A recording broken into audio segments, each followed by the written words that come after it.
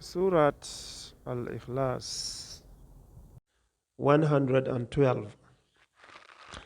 This early Meccan surah sums up in a few terse words the unity of the Godhead open, professed, but frequently mixed up in the popular mind with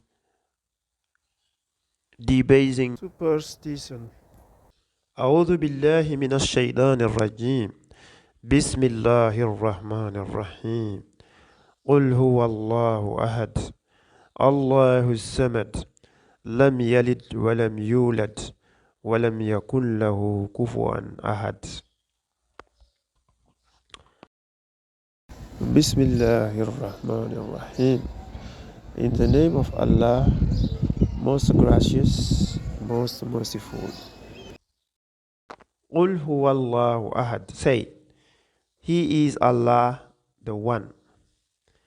The nature of Allah is here indicated to us in a few words, such as we can understand.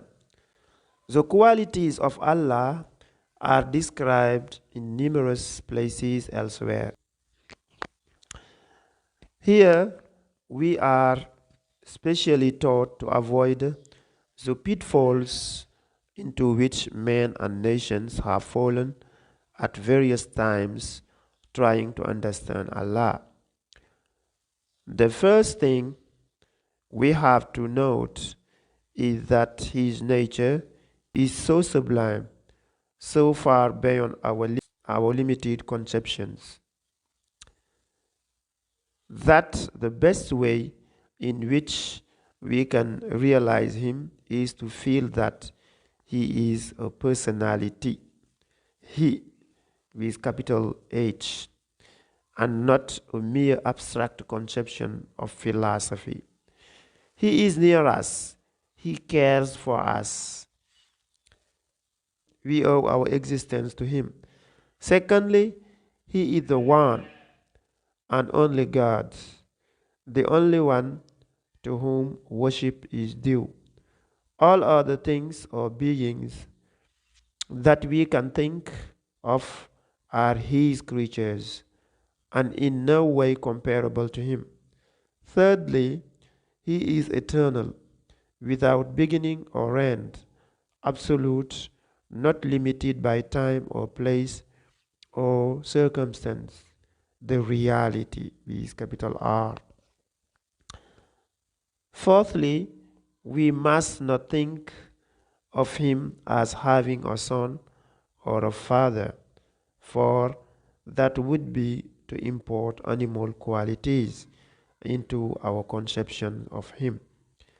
Fifthly, He is not like any other person or thing that we know or can imagine. His qualities and nature are unique. Allahu Samad, Allah the Eternal, Absolute. Samad is difficult to translate by one word. So we have two, eternal and absolute. The latter implies, number one, that absolute existence can only be predicated of Him.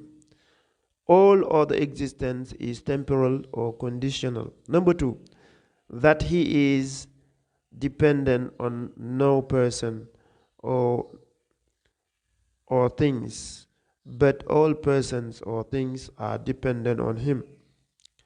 Thus, navigating the idea of gods and goddesses who ate and drank, wrangled and plotted, depended on the gifts of worshippers, etc.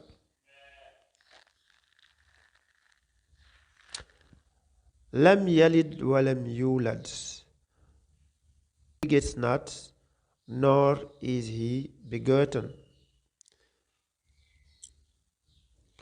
This is to negative the Christian idea of the Godhead, the Father, the only begotten Son, etc. وَلَمْ يَكُنْ لَهُ كُفُوًا أَحَدٌ, and there is none like unto him.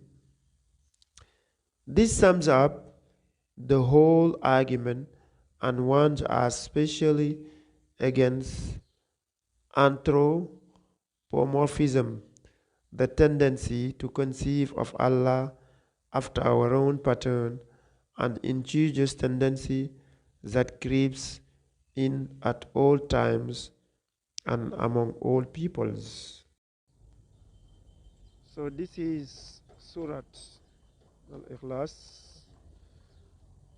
where we are taught that God alone is the Almighty, the Creator, the Sovereign, and the Sustainer of everything in the whole universe. He manages all affairs. He stands in need of none of his creatures, and all his creatures depend on him for all that they need. So to make it short, this is the identity card of Allah the Almighty. See you in the next surah, inshallah. Allahumma salli ala Sayyidina Muhammad. Assalamu alaikum wa rahmatullah wa barakatuh.